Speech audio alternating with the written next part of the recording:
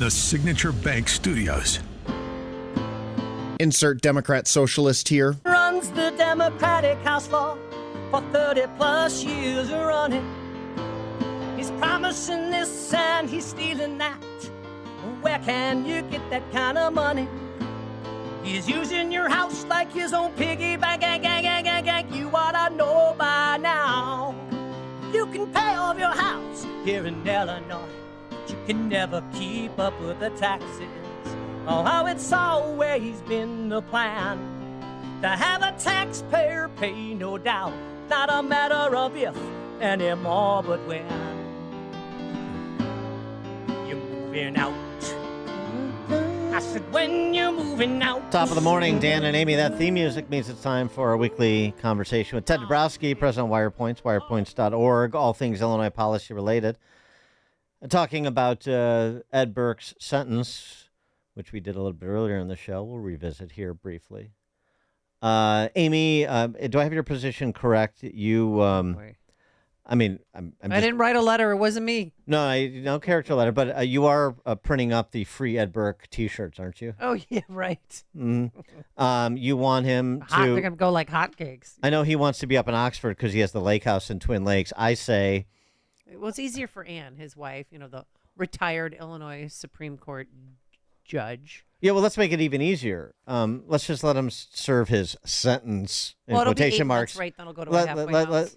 Let him just serve a sentence at his lake house at Twin Lakes. Well, you could ask. I mean, if they appeal. The Judge Virginia Kendall. I want to make him comfortable. She looked very uncomfortable yesterday during the sentencing. And now I know it was only, an artist's rendition of her, but everyone that they drew from Channel 5 to 7 to 2 that I looked at, she looked very perplexed and uncomfortable for some reason.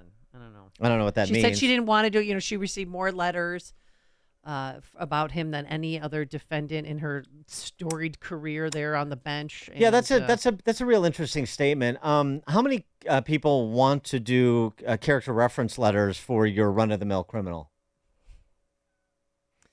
What's the second most you've ever received?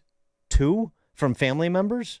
I mean, your run-of-the-mill criminals, I know they don't do as many good deeds as Ed Burke did. All these political figures or political adjacent figures writing letters to Ed Burke because they're all part of this political cabal in Chicago.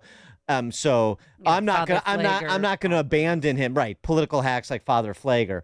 I'm not gonna abandon Ed Burke because that is persuasive to you, Judge Kendall. Are you really that naive? Are you really that much of a simpleton? More letters. The volume of letters is how we determine sentencing. He could have gotten 12 years. Prosecutors asked for 10. He got 2. And prosecutors were so disappointed in the ruling or in the sentencing that they didn't even talk to the media afterwards. Yeah. They were allegedly upset, and then Burke and his team didn't talk Everybody ran to their corners. No, everybody played their roles. Oh. Everybody played their roles. Here's my statement on it, one of them. See if Ted agrees. The tisk sentence that Burke got perfectly fits the ethos of Chicago's political power structure.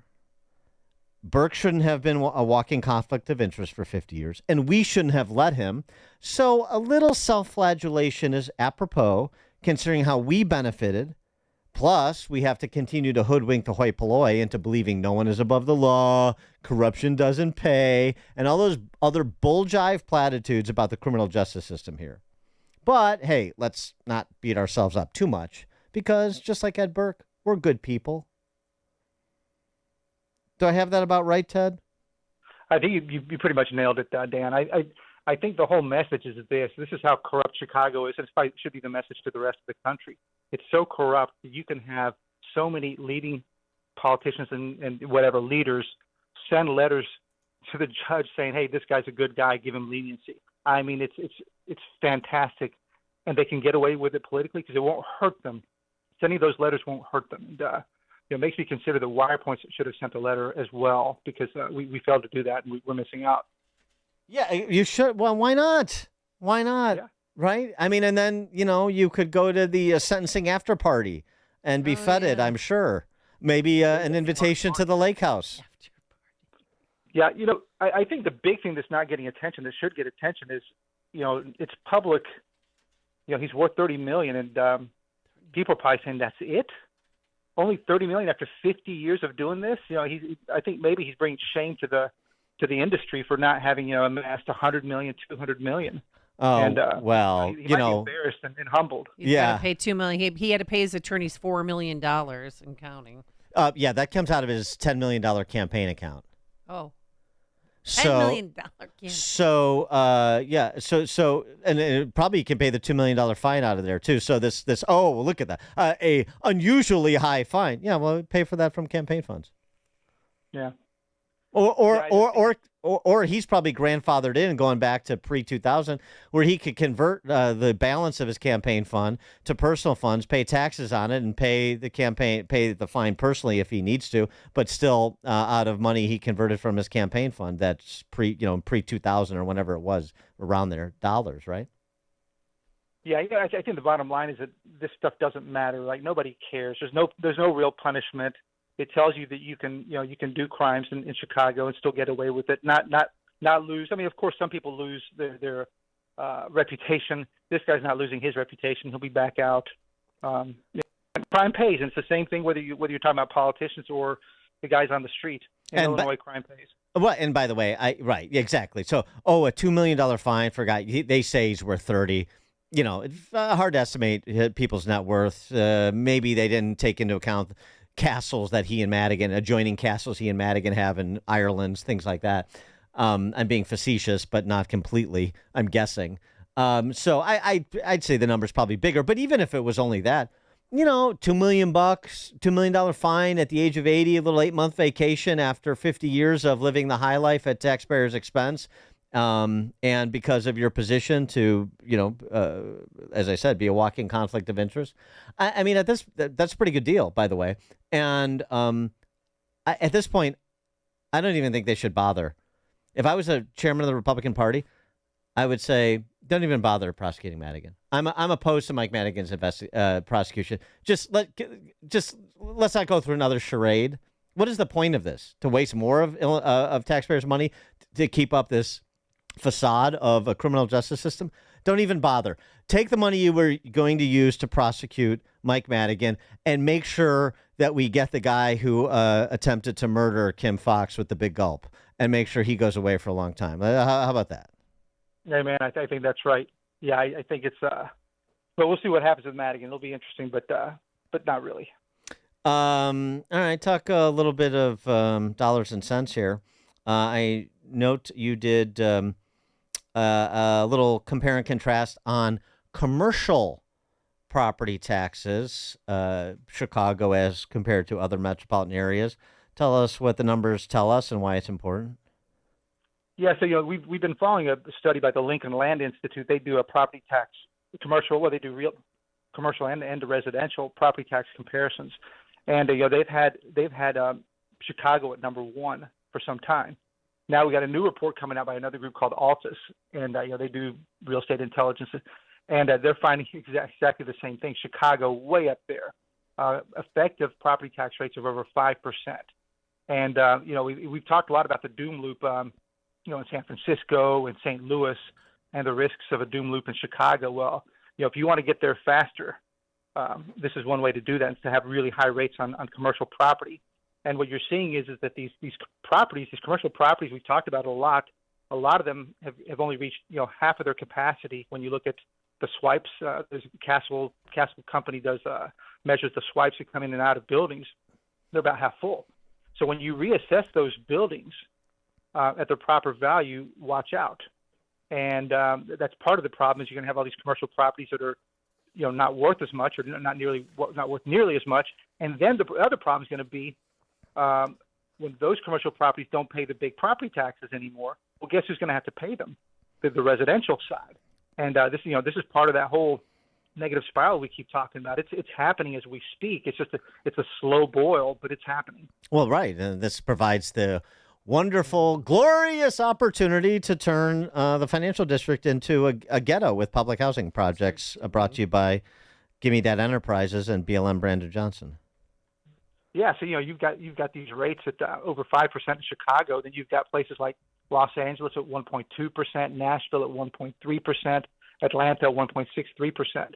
No wonder we can't compete, right? And this stuff doesn't happen fast. At the margin, companies leave, here and there, but over time it adds up, and it's the same thing with people. And this is the hard part that people can't recognize. And we sound like broken records, but when you see the population loss, when you see the outmigration, when you see these rates, and then you do the flip side and look at the other states which are growing and seeing that marginal gain every year and low taxes, you kind of understand the problem we're in, the predicament we're in Chicago and in Illinois. Commercial property tax in San Francisco is 1.18%, but I think they're fleeing there because of the crime. Well, there's all kinds of, there's a lot of dynamics going on right now. Like, companies are, or I should say buildings are being reassessed, some places faster than others. San Francisco's got like a real problem with their downtown. And so they've already seen a lot of their buildings prices collapse. St. Louis, the same thing. Chicago's starting to move. So we'll have to see where it ends up. The one sector that seems to have been insulated so far that's performed relatively well, at least as I understand it from friends in the space, is industrial real estate. Why has that been so resilient? I've seen that, and I haven't studied it, but I've seen it. We're still the center of the country, right, for transportation. And when you got all these, the same day delivery, next day delivery, we're perfectly positioned for that. So you've got a lot of these massive logistics companies, facilities, logistics going up all over the place. It is pretty fascinating. We've done well, and we've got a lot of land and a lot of some cheaper areas these days. So that's been a benefit. Yeah.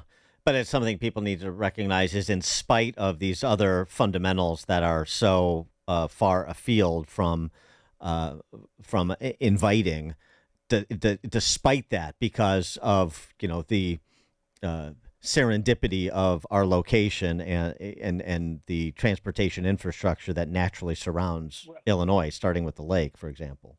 Well, right. Well, and that's what makes us, in theory, we should be one of the top states. Should be a powerhouse. Right. Right. We should be a powerhouse. We should be leveraging that. Now, don't forget, a lot of these logistics places aren't labor heavy, right? A lot of them are high tech. So we shouldn't think that they're going to create massive number of jobs in comparison to the traditional job creators. Well, I got some good news for you. The traditional job creators no longer are those in the private sector, but for the jobs that the logistics concerns are not creating, CPS is. In December of 2019, CPS employed 37,700 employees. December of last year was up to 43,200, almost 6,000 more employees, despite the fact that enrollment fell, according to their own numbers, and I think these are light. Student enrollment fell about 25,000, and employee headcount went up almost 6,000. So, we can always have CPS pick up the slack. Well, and they are. I mean, if you look at the national numbers over the last year and 5 years, the only reason we grow in jobs in Illinois when we do the payroll jobs is because of the government sector. It's the only reason, because we lose in the private sector and gain in the government, and the government's winning out. So we are growing the wrong way, and that's a long-term failure if you keep growing your government more than your private sector.